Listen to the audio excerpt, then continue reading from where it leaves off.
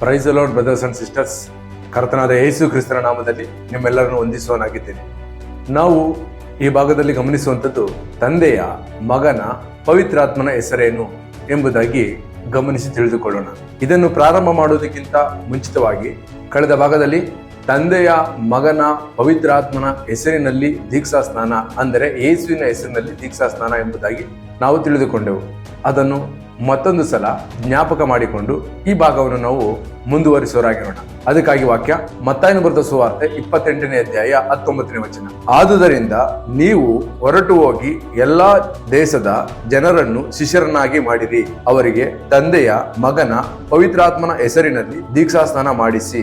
ಆಮೇನ್. ಈ ವಾಕ್ಯವನ್ನು ನಮಗೆ ತಿಳಿಸುವಂತದ್ದು ಆದಿ ಅಪೊಸ್ತಲರಿಗೆ ಹೇಳಿರುವಂತದ್ದು ಯೇಸು ಕ್ರಿಸ್ತರು ತಂದೆಯ, ಮಗನ, ಪವಿತ್ರಾತ್ಮನ ಹೆಸರಿನಲ್ಲಿ ದೀಕ್ಷಾ ಸ್ನಾನ ಮಾಡಿಸಿ ಎಂಬುದಾಗಿ ಹೇಳಿದ್ದಾರೆ. ಅದೇ ರೀತಿಯಾಗಿ ಅಪೊಸ್ತಲನಾದ ಪೇತ್ರನು ಯೇಸು ಕ್ರಿಸ್ತನ ಹೆಸರಿನಲ್ಲಿ ದೀಕ್ಷಾ ಸ್ನಾನವನ್ನು ಮಾಡಿಸಿದ್ದಾರೆ. ಆದರೆ ಇಂದಿನ ದಿನಗಳಲ್ಲಿ ಅನೇಕ ಬೋಧಕರು ಹೇಳುವಂತದ್ದು ಯೇಸು ಕ್ರಿಸ್ತರು ಹೇಳಿರುವಂತದ್ದು ಸರಿಯಾಗೇ ಇದೆ, ಆದರೆ ಆದಿ ಅಪೊಸ್ತಲರು ವಾಕ್ಯವನ್ನು ಮೀರಿ ಯೇಸು ಕ್ರಿಸ್ತನ ಹೆಸರಿನಲ್ಲಿ ದೀಕ್ಷಾ ಸ್ನಾನವನ್ನು ಕೊಟ್ಟಿದ್ದಾರೆ ಎಂಬುದಾಗಿ ಹೇಳುವವರಾಗಿದ್ದಾರೆ. ಆದ್ರೆ ಒಮ್ಮೆ ಯೋಚನೆ ಮಾಡಿ, ಯೇಸು ಕ್ರಿಸ್ತರು ಹೇಳುವಾಗ ಸರಿಯಾಗಿ ಹೇಳಿರುತ್ತಾರೆ, ಅದೇ ರೀತಿಯಾಗಿ ಅಪೊಸ್ತಲರು ಕೂಡ ಸರಿಯಾಗಿ ಮಾಡಿರುತ್ತಾರೆ. ಆದರೆ ಇಂದಿನ ದಿನಗಳಲ್ಲಿ ವಾಕ್ಯವನ್ನು ಸರಿಯಾಗಿ ಅರ್ಥ ಮಾಡಿಕೊಳ್ಳದೆ ಉಪದೇಶಕರು ಅಥವಾ ಬೋಧಕರುಗಳು ದೇವರ ವಾಕ್ಯವನ್ನು ಮೀರುವವರಾಗಿರ್ತಾರೆ ಎಂಬುದಾಗಿ ತಿಳಿದಿರಬೇಕು. ಇದು ಹೇಗೆ ಎಂಬುದಾಗಿ ಅರ್ಥ ಮಾಡ್ಕೊಳ್ಳೋದಿಕ್ಕೆ ಈಗ ನಾವು ಇದನ್ನು ಧ್ಯಾನಿಸೋಣ.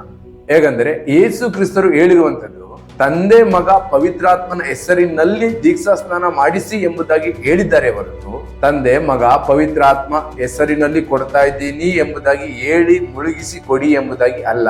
ಎರಡಕ್ಕೂ ವ್ಯತ್ಯಾಸ ಇದೆ. ಒಮ್ಮೆ ಸ್ವಲ್ಪ ಆಲೋಚನೆ ಮಾಡಿ ನೋಡಿ ನಿಮ್ಮ ಸಹೋದರ ಸಹೋದರಿ. ಸರಿ, ಈಗ ಅನೇಕ ಬೋಧಕರುಗಳು ಈ ತಂದೆ, ಮಗ, ಪವಿತ್ರಾತ್ಮನ ಹೆಸರಿನಲ್ಲಿ ಕೊಡ್ತಾ ಇದ್ದೀನಿ ಎಂಬುದಾಗಿ ಹೇಳ್ಕೊಂಡು ಯೇಸು ಕ್ರಿಸ್ತನು ಹೇಳಿರುವಂತದ್ದನ್ನೇ ಮತ್ತೆ ಅವರಿಗೆ ಯಾಕೆ ಈ ರೀತಿಯಾಗಿ ಹೇಳಿ ಕೊಡ್ತಾ ಇದ್ದಾರೆ ಎಂಬುದಾಗಿ ನಾವು ಗಮನಿಸೋದಾದ್ರೆ, ಈಗಿರುವಂತ ಉಪದೇಶಕರ ತಲೆಗಳಲ್ಲಿ ಅಥವಾ ಬುದ್ಧಿಯಲ್ಲಿ ಟ್ರಿನಿಟಿ ಎಂಬ ಉಪದೇಶ ತುಂಬಿಕೊಂಡಿದೆ. ಅಂದರೆ 3 ವ್ಯಕ್ತಿಗಳು ಒಬ್ಬ ದೇವರು ಎಂಬುದಾಗಿ. ಹೇಗಂದ್ರೆ ತಂದೆ ಒಬ್ಬ ದೇವರು, ಮಗ ಒಬ್ಬ ದೇವರು, ಪರಿಶುದ್ಧಾತ್ಮ ಒಬ್ಬ ದೇವರು ಎಂಬುದಾಗಿ ಈ 3 ವ್ಯಕ್ತಿಗಳು ಒಟ್ಟಾಗಿದ್ದಾರೆ, ಒಂದೇ ಆಗಿದ್ದಾರೆ ಎಂಬುದಾಗಿ ಹೇಳುವವರಾಗಿದ್ದಾರೆ. ಅದಕ್ಕೋಸ್ಕರನೇ ಈ ರೀತಿಯಾದ ದೀಕ್ಷಾಸ್ನಾನವನ್ನು ಕೊಡ್ತಾ ಇರುವಂತದ್ದು. ಆದರೆ ಸತ್ಯವೇದ ಹೇಳುತ್ತದೆ, ನಿಮ್ಮ ಬುದ್ಧಿಯಲ್ಲೂ ಕೂಡ, ನಿಮ್ಮ ತಲೆಯಲ್ಲೂ ಕೂಡ 3 ದೇವರುಗಳು ಎಂಬುದಾಗಿ ಯೋಚಿಸಬಾರದು. ಒಬ್ಬನೇ ದೇವರಿರುವಂತದ್ದು, ಆ ಒಬ್ಬನೇ ದೇವರನ್ನು ಪೂರ್ಣ ಬುದ್ಧಿಯಿಂದ ಪ್ರೀತಿಸಬೇಕು ಎಂಬುದಾಗಿ ವಾಕ್ಯದಲ್ಲಿ ಬರೆಯಲ್ಪಟ್ಟಿದೆ. ಅದಕ್ಕಾಗಿ ವಾಕ್ಯವನ್ನು ಗಮನಿಸೋಣ. ಮೊದಲನೇದಾಗಿ ಧರ್ಮೋಪದೇಶ ಕಾಂಡ 6ನೇ ಅಧ್ಯಾಯ 5ನೇ ವಚನ. ನೀವು ನಿಮ್ಮ ದೇವರಾದ ಯೆಹೋವನನ್ನು ಪೂರ್ಣ ಹೃದಯದಿಂದಲೂ, ಪೂರ್ಣ ಪ್ರಾಣದಿಂದಲೂ, ಪೂರ್ಣ ಶಕ್ತಿಯಿಂದಲೂ ಪ್ರೀತಿಸಬೇಕು. ಆಮೇನ್. ಸ್ಪಷ್ಟವಾಗಿ ಗಮನಿಸಿ, ಇಲ್ಲಿ 3 ಪದ ಬಳಕೆಯನ್ನು ಮಾಡಿದ್ದಾರೆ. ನಿನ್ನ ದೇವರಾದ ಯೆಹೋವನನ್ನು ಪೂರ್ಣ ಪ್ರಾಣ, ಪೂರ್ಣ ಶಕ್ತಿ, ಪೂರ್ಣ ಹೃದಯ ಎಂಬುದಾಗಿ ಬರೆಯಲ್ಪಟ್ಟಿದೆ. ಇದೇ ವಚನವನ್ನು ನಾವು ಹೊಸ ಒಡಂಬಡಿಕೆಯಲ್ಲಿ ಗಮನಿಸೋಣ. ಮಾರ್ಕನು ಬರೆದ ಸುವಾರ್ತೆ 12ನೇ ಅಧ್ಯಾಯ 30ನೇ ವಚನ. ನಿನ್ನ ದೇವರಾದ ಕರ್ತನನ್ನು ಪೂರ್ಣ ಹೃದಯದಿಂದಲೂ, ಪೂರ್ಣ ಪ್ರಾಣದಿಂದಲೂ, ಪೂರ್ಣ ಬುದ್ಧಿಯಿಂದಲೂ, ಪೂರ್ಣ ಶಕ್ತಿಯಿಂದಲೂ ಪ್ರೀತಿಸಬೇಕು ಎಂಬುದೇ ಮೊದಲನೆಯ ಆಜ್ಞೆ. ಆಮೇನ್. ಸ್ಪಷ್ಟವಾಗಿ ಗಮನಿಸಿ, ಈ ವಚನದಲ್ಲಿ ಬರೆದಿರುವಂತದ್ದು ಪೂರ್ಣ ಪ್ರಾಣ, ಪೂರ್ಣ ಹೃದಯ, ಪೂರ್ಣ ಶಕ್ತಿ, ಪೂರ್ಣ ಬುದ್ಧಿ. ಸ್ಪಷ್ಟವಾಗಿ ಗಮನಿಸಿ, ಇದರಲ್ಲಿ ಒಂದು ಎಕ್ಸ್ಟ್ರಾ ಇದೆ. ಯಾವ್ದು ಗೊತ್ತಾ? ನಿನ್ನ ಬುದ್ಧಿ ಎಂಬುದಾಗಿ. ನಮ್ಮ ಬುದ್ಧಿಲೂ ಕೂಡ 3 ದೇವರುಗಳು ಎಂಬುದಾಗಿ ಯೋಚನೆ ಮಾಡಬಾರ್ದು. ಯಾಕಂದ್ರೆ ದೇವರು ವಾಕ್ಯ ಹೇಳುತ್ತೆ, ಒಬ್ಬನೇ ದೇವರು ಎಂಬುದಾಗಿ ಪ್ರೀತಿಸಬೇಕು ಎಂಬುದಾಗಿ. ಅಂದ್ರೆ 3 ವ್ಯಕ್ತಿಗಳಿದ್ದಾರೆ. ಅಲ್ಲಿ ಪರಲೋಕದಲ್ಲಿ ತಂದೆಯಾದ ದೇವರು ಸಿಂಹಾಸನದ ಮಧ್ಯದಲ್ಲಿದ್ದಾರೆ. ಅವರ ಬಲಗಡೆಯಲ್ಲಿ ಯೇಸು ಕ್ರಿಸ್ತರು ಮಗನಾಗಿದ್ದಾರೆ, ಎಡಗಡೆಯಲ್ಲಿ ಪವಿತ್ರಾತ್ಮನಿದ್ದಾನೆ ಎಂಬುದಾಗಿ ನಿನ್ನ ತಲೆಯಲ್ಲೂ ಕೂಡ ಯೋಚನೆ ಮಾಡಬೇಡ ಎಂಬುದಾಗಿ ದೇವರು ವಾಕ್ಯ ಹೇಳುವಂತದ್ದಾಗಿದೆ. ಆದರೆ ಇಂದಿನ ದಿನಗಳಲ್ಲಿ ಇಲ್ಲ, ಪರಲೋಕದಲ್ಲಿ ಒಂದು ಸಿಂಹಾಸನವಿದೆ. ಆ ಸಿಂಹಾಸನದಲ್ಲಿ 3 ಜನರು ಕೂತಿದ್ದಾರೆ. ಅವರು ತಂದೆ, ಮಗ, ಪವಿತ್ರಾತ್ಮ. ಆದುದರಿಂದಲೇ ಇಲ್ಲಿ ಮತ್ತಾಯನು ಬರೆದ ಸುವಾರ್ತೆ 28ನೇ ಅಧ್ಯಾಯ 19ನೇ ವಚನದಲ್ಲಿ ತಂದೆಯ, ಮಗನ, ಪವಿತ್ರಾತ್ಮನ ಹೆಸರಿನಲ್ಲಿ ದೀಕ್ಷಾ ಸ್ನಾನ ಕೊಡಿ ಎಂಬುದಾಗಿ ಹೇಳಿದ್ದಾರೆ. ಆದುದರಿಂದ ಅವರು ಹೇಳಿರುವಾಗೆಯೇ ಮಾಡ್ತೀನಿ ಎಂಬುದಾಗಿ ಹೇಳ್ತಾರೆ. ಆದರೆ ಸ್ಪಷ್ಟವಾಗಿ ತಿಳಿದಿರಬೇಕು, ನಮಗಿರುವಂತದ್ದು ಒಬ್ಬನೇ ದೇವರು. ಯೆಹೋವನೇ ಯೇಸು ಕ್ರಿಸ್ತನಾಗಿಯೂ, ಯೇಸು ಕ್ರಿಸ್ತನೇ ಪರಿಶುದ್ಧಾತ್ಮನಾಗೂ ಇದ್ದಾರೆ. ಆದುದರಿಂದ ಈ ಭಾಗದಲ್ಲಿ ನಾವು ತಿಳಿದುಕೊಳ್ಳುವಂಥದ್ದು ತಂದೆಯ ಹೆಸರು ಕೂಡ ಯೇಸುವೆ, ಮಗನ ಹೆಸರು ಕೂಡ ಯೇಸುನೇ, ಪವಿತ್ರಾತ್ಮನ ಹೆಸರು ಕೂಡ ಯೇಸುನೇ ಎಂಬುದಾಗಿ ಸತ್ಯವೇದ ನಮಗೆ ತಿಳಿಸುವಂತದ್ದಾಗಿದೆ. ಅದಕ್ಕೆ ಕೆಲ ವಾಕ್ಯಗಳನ್ನು ಗಮನಿಸೋಣ. ಮೊದಲೇ ನಾವು ತಿಳಿದಿದ್ದೇವೆ ಮಗನ ಹೆಸರು ಯೇಸು ಕ್ರಿಸ್ತನು ಎಂಬುದಾಗಿ. ಈಗ ತಂದೆಯ ಹೆಸರೇನು ಎಂಬುದನ್ನು ಗಮನಿಸೋಣ. ಅದಕ್ಕಾಗಿ ವಾಕ್ಯ ಕೀರ್ತನೆ 118ನೇ ಅಧ್ಯಾಯ 26ನೇ ವಚನ. ಯೆಹೋವನ ಹೆಸರಿನಲ್ಲಿ ಒಳಗೆ ಬರುವವನಿಗೆ ಆಶೀರ್ವಾದ, ಯೆಹೋವನ ಮಂದಿರದಲ್ಲಿರುವ ನಾವು ನಿಮ್ಮನ್ನು ಆಶೀರ್ವದಿಸುತ್ತೇವೆ. ಆಮೆನ್. ಸ್ಪಷ್ಟವಾಗಿ ಗಮನಿಸಿ ನನ್ನ ಸಹೋದರ ಸಹೋದರಿಯರೇ, ಯೆಹೋವನ ಹೆಸರಿನಲ್ಲಿ ಒಳಗೆ ಬರುವವನಿಗೆ ಆಶೀರ್ವಾದ ಎಂಬುದಾಗಿ ಕೀರ್ತನೆ ಗ್ರಂಥದಲ್ಲಿ ಬರೆಯಲ್ಪಟ್ಟಿದೆ. ಈ ಯೆಹೋವನ ಹೆಸರಿನಲ್ಲಿ ಬಂದವರು ಯಾರು ಎಂಬುದಾಗಿ ಕೇಳೋದಾದ್ರೆ ಯೇಸು ಕ್ರಿಸ್ತನು ಎಂಬುದಾಗಿ ನಾವು ತಿಳಿದಿರಬೇಕು. ಈ ವಚನ ಎಲ್ಲಿ ನೆರವೇರಿದೆ ಅಂದ್ರೆ ಮತ್ತಾಯನ ಬರೆದ ಸುವಾರ್ತೆ 21ನೇ ಅಧ್ಯಾಯ 9ನೇ ವಚನ. ಆತನ ಹಿಂದೆಯೂ ಮುಂದೆಯೂ ಗುಂಪಾಗಿ ಹೋಗುತ್ತಿದ್ದ ಜನರು ದಾವಿದನ ಕುಮಾರನಿಗೆ ಜಯ, ಕರ್ತನ ಹೆಸರಿನಲ್ಲಿ ಬರುವವನಿಗೆ ಆಶೀರ್ವಾದ, ಮೇಲಣ ಲೋಕದಲ್ಲಿ ಜಯ ಎಂದು ಆರ್ಭಟಿಸಿದರು. ಆಮೆನ್. ಸ್ಪಷ್ಟವಾಗಿ ಗಮನಿಸಿ, ಕರ್ತನ ಹೆಸರಿನಲ್ಲಿ ಬರುವವನಿಗೆ ಜಯ ಎಂಬುದಾಗಿ ಇದೇ ವಚನವನ್ನು ಕೀರ್ತನೆ ಗ್ರಂಥದಲ್ಲಿ ಗಮನಿಸಿದೆವು. ಯೆಹೋವನ ಹೆಸರಿನಲ್ಲಿ ಬರುವವನಿಗೆ ಆಶೀರ್ವಾದ ಎಂಬುದಾಗಿ ಆ ವಚನ ಈ ಮತ್ತಾಯನ ಬರೆದ ಸುವಾರ್ತೆ 21ನೇ ಅಧ್ಯಾಯ 9ನೇ ವಚನದಲ್ಲಿ ಸ್ಪಷ್ಟವಾಗಿ ನೆರವೇರಿದೆ ನನ್ನ ಸಹೋದರ ಸಹೋದರಿಯರೇ. ಅಂದರೆ ಯೆಹೋವನ ಹೆಸರಿನಲ್ಲಿ ಬಂದಂತವರೇ ಯೇಸು ಕ್ರಿಸ್ತರು. ಇದಕ್ಕೆ ಇನ್ನೊಂದು ವಚನವನ್ನು ಗಮನಿಸೋಣ. ಯೋಹಾನ 5ನೇ ಅಧ್ಯಾಯ 43ನೇ ವಚನ.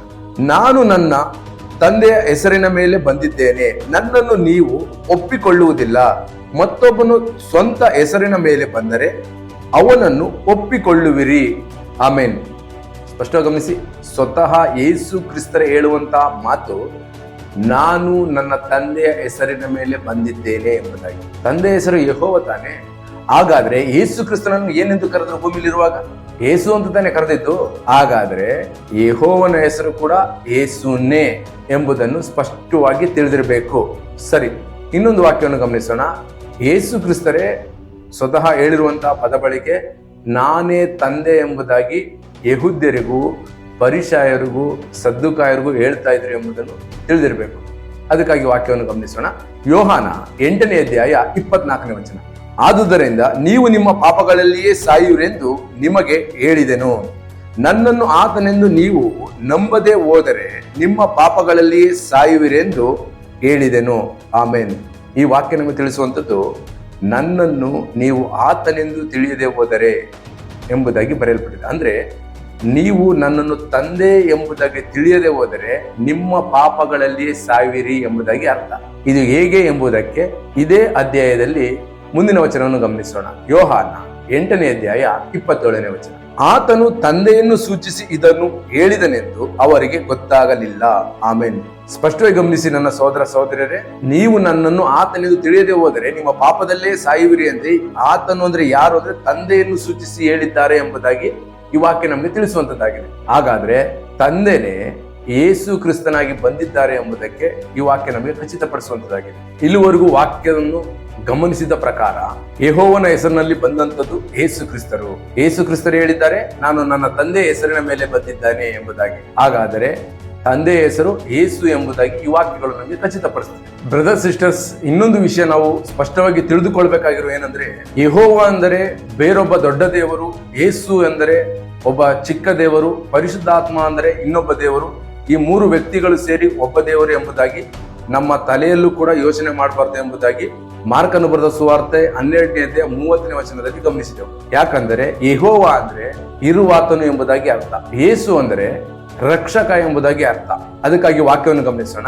ಇರುವಾತ ದೇವರೇ ರಕ್ಷಕನಾಗಿ ನಮ್ಮ ಜೊತೆಯಲ್ಲಿ ಇದ್ದಾನೆ ಎಂಬುದನ್ನು ಸ್ಪಷ್ಟವಾಗಿ ತಿಳಿದಿರಬೇಕು. ಅದಕ್ಕೆ ವಾಕ್ಯ ವಿಮೋಚನೆ ಕಾಂಡ 3ನೇ ಅಧ್ಯಾಯ 14ನೇ ವಚನ. ಆಗ ದೇವರು ಮೋಸೆಗೆ, ಇರುವಾತನೇ ಆಗಿದ್ದೇನೆ, ಇರುವಾತನು ನನ್ನನ್ನು ನಿಮ್ಮ ಬಳಿಗೆ ಕಳುಹಿಸಿದ್ದಾನೆ ಎಂದು ಇಸ್ರಾಯೇಲ್ ಮಕ್ಕಳಿಗೆ ಹೇಳಬೇಕು ಅಂದನು. ಆಮೇನ್. ಸ್ಪಷ್ಟ ಗಮನಿಸಿ, ಮೋಸೆಗೆ ಯೆಹೋವನಾದ ದೇವರು ಹೇಳುವಂತ ಮಾತು ಇರುವಾತನು ಅಂದ್ರೆ ಯೆಹೋವ ಅಂದ್ರೆ ಇರುವಾತನು ಎಂಬುದಾಗಿ ಅರ್ಥ. ಆ ಇರುವಾತ ದೇವರೇ ನಮ್ಮ ಕೂಡ ಇರುವಾತನಾಗಿರುತ್ತಾನೆ ಎಂಬುದಕ್ಕೆ ಹೊಸ ಒಡಂಬಡಿಕೆಯಲ್ಲಿ ಒಂದು ವಚನವನ್ನು ಗಮನಿಸೋಣ. ಮತ್ತಾಯನು ಬರೆದ ಸುವಾರ್ತೆ 1ನೇ ಅಧ್ಯಾಯ 23ನೇ ವಚನ. ಈಗ ಒಬ್ಬ ಕನ್ನಿಕೆಯು ಗರ್ಭಿಣಿಯಾಗಿ ಮಗನನ್ನು ಹಡೆಯುವಳು, ಆತನಿಗೆ ಇಮ್ಮಾನುವೇಲ್ ಎಂದು ಹೆಸರಿಡಬೇಕು ಎಂಬುದು ದೇವರು ನಮ್ಮ ಕೂಡ ಇದ್ದಾನೆಂದು ಈ ಹೆಸರಿನ ಅರ್ಥ. ಆಮೇನ್. ಸ್ಪಷ್ಟವಾಗಿ ಗಮನಿಸಿ, ಯೇಸು ಕ್ರಿಸ್ತನಿಗೆ ಮೊದಲನೇದಾಗಿ ಇಡಬೇಕಾಗಿರುವಂತ ಹೆಸರು ಇಮ್ಮಾನುವೇಲ್, ಅಂದ್ರೆ ದೇವರು ನಮ್ಮ ಕೂಡ ಇದ್ದಾನೆ. ಯಾವ ದೇವರು? ಇರುವಾತನಾದ ದೇವರು. ಇರುವಾತನಾದ ದೇವರು ನಮ್ಮ ಕೂಡ ಇದ್ದಾನೆ ಅಂದರೆ ಇರುವಾತನಾಗಿರುವಂತ ದೇವರೇ ಈ ಭೂಲೋಕದಲ್ಲಿ ನಮ್ಮ ಜೊತೆ ಇರಲಿಕ್ಕೆ ಬಂದಿರುವಂತದ್ದು. ನಮ್ಮ ಜೊತೆ ಇರಬೇಕು ಅಂದ್ರೆ ನಾವು ಪರಿಶುದ್ಧರಾಗಿರ್ಬೇಕು. ನಾವು ಪರಿಶುದ್ಧರಾಗಿರ್ಬೇಕು ಅಂದ್ರೆ ಮೊದಲು ಆ ಇರುವಾತನಾದ ದೇವರು ರಕ್ಷಕನಾದನು, ಯೇಸು ಆದನು ಎಂಬುದನ್ನು ಸ್ಪಷ್ಟವಾಗಿ ತಿಳಿದಿರಬೇಕು. ಅದಕ್ಕೆ ಇರುವಾತನಾದ ದೇವರೇ ಈ ಲೋಕಕ್ಕೆ ರಕ್ಷಕನಾಗಿ ಬಂದಿದ್ದಾನೆ ಎಂಬುದನ್ನು ಈ ವಾಕ್ಯ ನಮಗೆ ತಿಳಿಸುವಂತದ್ದಾಗಿರುತ್ತೆ. ಇಲ್ಲಿವರೆಗೂ ನಾವು ಗಮನಿಸಿದಂಥದ್ದು ಮಗನ ಹೆಸರು ಯೇಸು ಎಂಬುದಾಗಿ ನಾವು ತಿಳಿದಿದ್ದೇವೆ. ಅದೇ ಯೇಸು ಕ್ರಿಸ್ತರು ನನ್ನ ತಂದೆ ಹೆಸರಿನಲ್ಲಿ ಬಂದಿದ್ದೇನೆ ಎಂಬುದಾಗಿ ಬರೆಯಲ್ಪಟ್ಟಿದೆ. ಮತ್ತು ಯೆಹೋವನ ಹೆಸರಿನಲ್ಲಿ ಬರುವವನಿಗೆ ಜಯ, ಅಂದರೆ ಕರ್ತನ ಹೆಸರಿನಲ್ಲಿ ಬಂದಂತವನು ಯೇಸು ಕ್ರಿಸ್ತರು.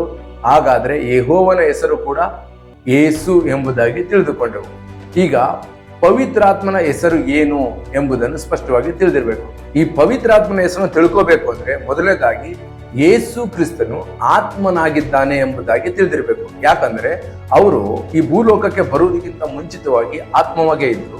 ಈ ಭೂಲೋಕಕ್ಕೆ ಬಂದಾಗ ಅವರು ಶರೀರದಲ್ಲಿ 33 ವರ್ಷ ಮಾತ್ರ ಅವರು ಜೀವಿಸಿದ್ದಾರೆ. ಅದಾದ ನಂತರ ಅವರು ಈಗಲೂ ಕೂಡ ಆತ್ಮವಾಗಿದ್ದಾರೆ ಎಂಬುದಾಗಿ ದೇವರ ವಾಕ್ಯ ನಮಗೆ ತಿಳಿಸುವಂತದ್ದಾಗಿದೆ. ಅದಕ್ಕಾಗಿ ವಾಕ್ಯವನ್ನು ಗಮನಿಸೋಣ. 1 ಕೊರಿಂಥ 15ನೇ ಅಧ್ಯಾಯ 45ನೇ ವಚನ. ಮೊದಲನೆಯ ಮನುಷ್ಯನಾದ ಆದಾಮನು ಬದುಕುವ ಪ್ರಾಣಿಯಾದನೆಂದು ಬರೆದಿದೆಯಲ್ಲ, ಕಡೆ ಆದಾಮನು ಬದುಕಿಸುವ ಆತ್ಮನು. ಆಮೇನ್. ಸ್ಪಷ್ಟವಾಗಿ ಗಮನಿಸಿ, ಕಡೆಯ ಆದಾಮನು ಬದುಕಿಸುವ ಆತ್ಮನು ಎಂಬುದಾಗಿ ಬರೆಯಲ್ಪಟ್ಟಿದೆ. ಇದು ಯೇಸು ಕ್ರಿಸ್ತನ ಬಗ್ಗೆ ಬರೆಯಲ್ಪಟ್ಟಿರುವಂತ ವಚನ. ಅಂದ್ರೆ ಕ್ರಿಸ್ತನು ಆತ್ಮನಾಗಿದ್ದಾನೆ ಎಂಬುದಾಗಿ ಅರ್ಥ.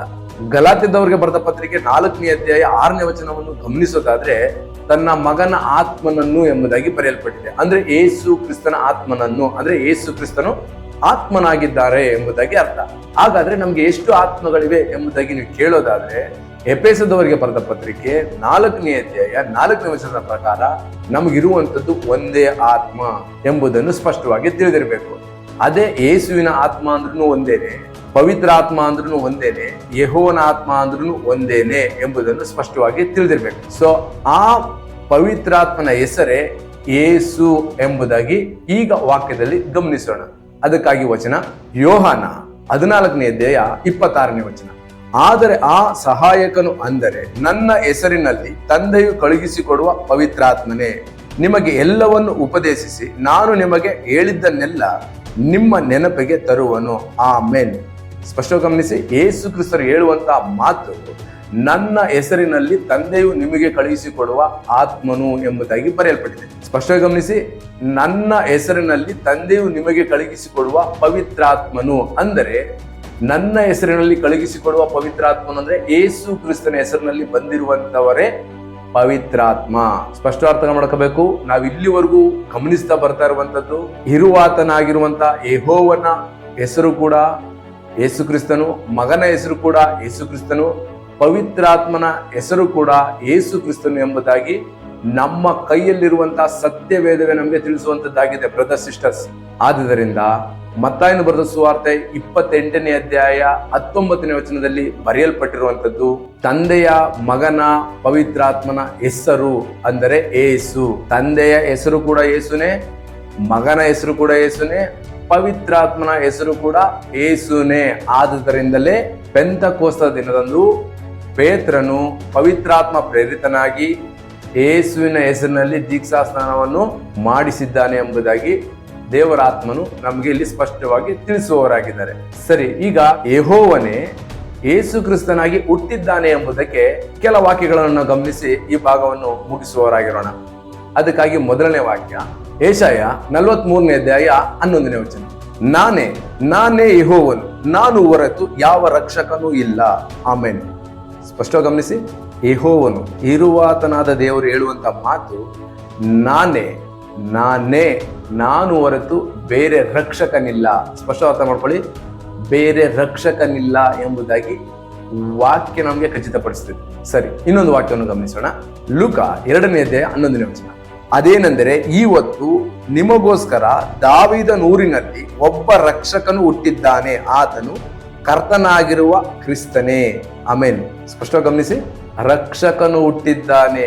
ಯೆಶಾಯನ ಗ್ರಂಥದಲ್ಲಿ ಬರೆಯಲ್ಪಟ್ಟಿರುವಂತ ವಚನವನ್ನು ಸ್ಪಷ್ಟವಾಗಿ ಧ್ಯಾನಿಸಿ, ಈ ವಚನವನ್ನು ಧ್ಯಾನಿಸಿ, ನಾನೇ ಹೊರತು ಬೇರೆ ಯಾವ ರಕ್ಷಕನೂ ಇಲ್ಲ ಎಂಬುದಾಗಿ ಹೇಳಿದಂತ ಇರುವಾತನಾಗಿರುವಂತ ದೇವರು ಇಲ್ಲಿ ರಕ್ಷಕನಾಗಿ ಕ್ರಿಸ್ತನಾಗಿ ಹುಟ್ಟಿ ಬಂದಿದ್ದಾನೆ ಎಂಬುದಾಗಿ ಈ ವಾಕ್ಯ ನಮಗೆ ತಿಳಿಸುವಂತದ್ದಾಗಿದೆ. ಇನ್ನೊಂದು ವಾಕ್ಯವನ್ನು ಗಮನಿಸೋಣ. ಯೆಶಾಯ 9ನೇ ಅಧ್ಯಾಯ 6ನೇ ವಚನ. ಒಂದು ಮಗು ನಮಗಾಗಿ ಹುಟ್ಟಿದೆಯಷ್ಟೇ, ವರದ ಮಗನು ನಮಗೆ ದೊರೆತನು, ಆಡಳಿತವು ಅವನ ಬಾಹುವಿನ ಮೇಲಿರುವುದು, ಅದ್ಭುತ ಸ್ವರೂಪನು, ಆಲೋಚನಾಕರ್ತನು, ಪರಾಕ್ರಮಿಯಾದ ದೇವರು, ನಿತ್ಯನಾದ ತಂದೆ, ಸಮಾಧಾನದ ಪ್ರಭು ಎಂಬುವು ಅವನ ಹೆಸರು. ಆಮೇನ್. ಸ್ಪಷ್ಟವಾಗಿ ಗಮನಿಸಿ, ಒಂದು ಮಗು, ಇದು ಯಾರು? ಯೇಸು ಕ್ರಿಸ್ತನು. ಅವರ ಹೆಸರೇನು? ಆಲೋಚನಾ ಕರ್ತನು, ನಿತ್ಯನಾದ ತಂದೆ, everlasting father. Brother sisters, ಯೆಹೋವನಾಗಿ ಅಂದ್ರೆ ಇರುವಾತನಾಗಿದ್ದಂಥ ದೇವರೇ ಇಮ್ಮಾನುವೇಲ್ ಆಗಿ ನಮ್ಮ ಕೂಡ ಇರುವುದಕ್ಕೋಸ್ಕರ ಯೇಸು ಕ್ರಿಸ್ತನಾಗಿ ನಮ್ಮ ಪಾಪವನ್ನು, ನಮ್ಮ ಶಾಪವನ್ನು ತೊಳೆಯುವುದಕ್ಕೋಸ್ಕರ ಭೂಲೋಕಕ್ಕೆ ಬಂದಿದ್ದಾನೆ ಎಂಬುದಾಗಿ ತಿಳಿದಿರಬೇಕು. ಸೊ ಇಲ್ಲಿವರೆಗೂ ನಾವು ಗಮನಿಸಿ ತಿಳಿದುಕೊಂಡಂಥದ್ದು ತಂದೆಯ ಹೆಸರು, ಮಗನ ಹೆಸರು, ಪವಿತ್ರಾತ್ಮನ ಹೆಸರು. ಇವೆಲ್ಲ ಹೆಸರುಗಳು ಯೇಸು ಕ್ರಿಸ್ತನೇ. ನಮಗಿರುವಂಥದ್ದು ಒಬ್ಬನೇ ದೇವರು.